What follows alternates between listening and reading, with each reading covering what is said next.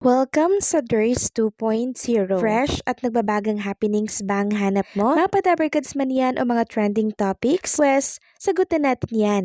Kaya naman isubscribe nyo na ang ating channel para sa mga nagbabagang balita everyday.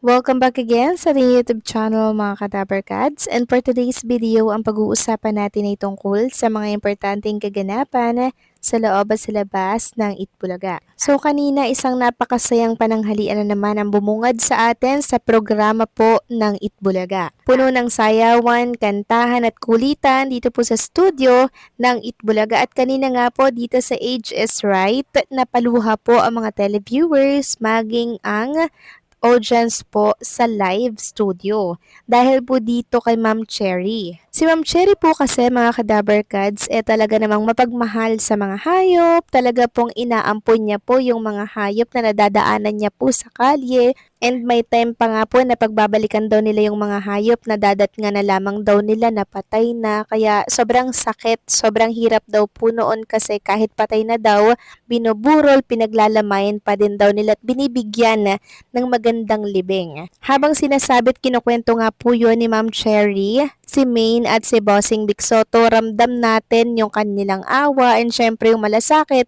sa mga hayop, maging yung mga live audience po sa studio, nalulungkot din po mga kadabarkads. Dahil ganun po ang sinasapit ng mga hayop sa lansangan. Pero mabuti na lamang po at may mga katulad po ni Ma'am Cherry na talaga naman pong merong gininto ang puso para po sa mga hayop natin.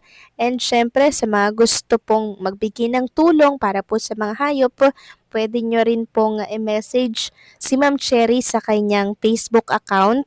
Andyan po yung kaniyang Facebook, na i-plug din po yan sa Itbulaga kanina, Cherry Lynn Arcio, Tarantang Ina. Nawa po ay marami pa pong katulad ni Ma'am Cherry pagdating po sa mga hayop, na kung saan tinatrato ang hayop na parang tao mga kadabarkads. Samantalang next topic naman tayo, pag-usapan naman natin ang tungkol nga po dito sa naging pasili po ng Itbulaga. Panibagong pasili para po yan sa Lenten Special, para naman ito sa The CEO. So panibagong eksena na naman ang nasilayan natin dito, and talaga namang itong si Miles Ocampo, sobrang tapang niya talagang CEO. And maging sa SQ Anperer, pinagalitan, inaway niya, pinakain niya po ng papel. Sobrang terror po ng CEO na to. At sobrang husay din po ng pagganap ni Miles Ocampo sa kanyang karakter dito po sa CEO. Kaya naman dapat natin niyang abangan. Samantalang sa My Forever, may pasilip din sila. Nagigitara po si Bossing Vic Soto, and itong si Dominador or si Mang Domeng, kumuha lang po ng suman at kinain niya. Yun lang yung pasilip.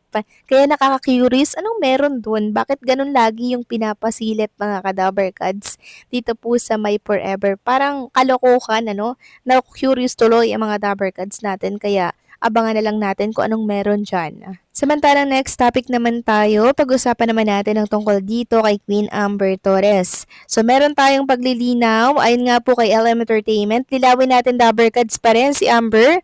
It's just that may dumating lang na ibang opportunity sa GMA. So pagbigyan na natin mag-shine. Yes naman mga kadabarkads, kung saan mag-grow and makikilala si Queen Amber Torres, go lang. 'Di ba? Kasi hindi lahat nabibigyan ng magandang opportunity. Kaya sinong papalagpasin 'yan mga kadabarkads, 'di ba? Kahit ako din ganun kay Queen Amber, go lang ako ng go kung saan ako kikita, 'di ba? Kung saan ako mag-shine, kung saan ako mag-grow, tatanggapin ko 'yan mga kadabarkads, lalo't wala namang trabaho, 'di ba? Wala namang ibang opportunity kung di 'yun. Kaya sana wag nating batikusin or wag nating pagsalitaan ng mga kung ano-ano si Queen Amber Torres. Napakabata pa niya mga kadabarkads at kailangan niya pong gawin ito para mas makilala ang kanyang pangalan. Samantalang next topic naman tayo, pag-usapan naman natin ang tungkol dito sa naging statement nga po ni Jose Manalo sa Tony Talks. Sabi nga dito, ito po yung nag-viral. Sabi po ni Tony, ano yung pinaka-memorable niyong sugod bahay experience? Sabi po ni Jose, yung malaglag ako sa kanal, iniisip ko hindi ako hihinga, hindi ako ibubuka or hindi ko ibubuka yung bibig ko. Aahon agad ako kasi baka may mainom ako. Tumawag si sir, oh, anong nangyari? May mga open wounds ka ba? Sabi sa akin, meron po. Saan? Ito po nasa mukha. Sabi niya, hindi yan, puro kakalokohan.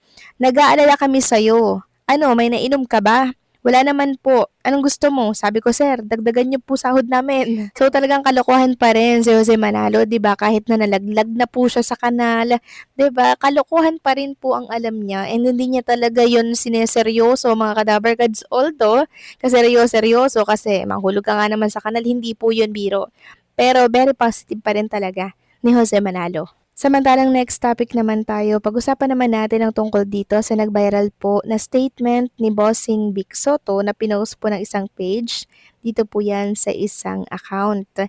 Sabi nga dito 4 hours ago, tama po Bossing, Happy Tuesday Dabarkads. Sabi po ni Bossing, magtiis ka muna ngayon, darating ang araw na papabor din sa'yo ang panahon. Na siyang tinuturing pong may koneksyon mga kadabarkads. Dito nga po sa napapabalita po na pag-imbestiga ng Philippine government dito po sa kanyang ini-endorso na online gambling which is yung Playtime at sponsor din po ng The Age is Right. Although labas naman doon si Bossing Vic Soto mga kadabarkads, pero syempre may connection pa rin yan kay Bossing at sa Itbulaga kasi nga po sponsor ng Itbulaga itong Playtime tapos endorsement din ito ni Bossing Vic Soto. Kung sakali po itong magsara or mapa-shutdown, abay sayang din naman po, 'di ba? Malaking halaga din po ang mawawala kay Bossing at sa Itbulaga. Kaya ipag-pray na lang natin na hindi po totoo ang pinagkakalat po ng news ni Zian Gasa. Samantalang next topic naman tayo, pag-usapan naman natin ang tungkol dito sa isang write-ups tungkol yan kay Wally Viola. Sabi nga dito, nag-reply ang komedyanteng si Wally Viola sa isang netizen na nagsabing namimiss na ang mga panahong hindi ang kanyang viral video ang naaalala ng mga tao sa tuwing nakikita siya. Sumang-ayon ng aktor sa naturang pahayag na nagpapakita ng kanyang pagtanggap at pag-alala sa mga panahong malinis pa ang kanyang imahe bago ang kontrobersya noong 2013. Matatanda ang naging sentro ng usap-usapan noon ang paglabas ng isang video na kinasangkutan umano ng komedyante at ng isang EB Babe dancer. Sa kabila ng mga pinagdaan ng pagsubok ay nanatiling matatag si Wally sa industriya habang patuloy na hinaharap ang mga komento ng publikong hinggil sa kanyang nakaraan. Hindi nga nakaligtas ang paningin ng mga netizen ang naging sagot ni Wally Viola sa isang komento sa kanyang social media video kumakailan. Sa gitna ng kanyang pagpapatuloy sa pagbibigay ng saya, isang seryosong usapin ang hinarap ng komedyante nang mag-reply siya sa isang tagahanga.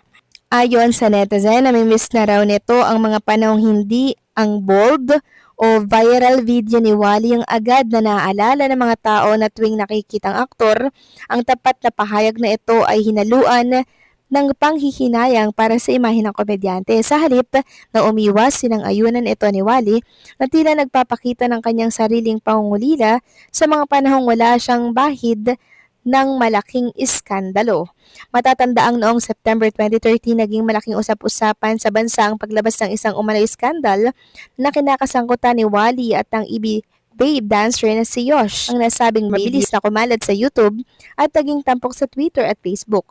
Maraming netizen noon ang nagpahayag ng kanilang mga pagkagulat at pagkadismaya. Well, lahat naman tayo nagkakamali mga kadabarkads, diba? Ang importante, nagbago na po si Wally Viola at naituwid na ang tama. So, paano mga kadabarkads? Hanggang dito na lamang po ang update natin. Maraming salamat sa patuloy na pagsuporta.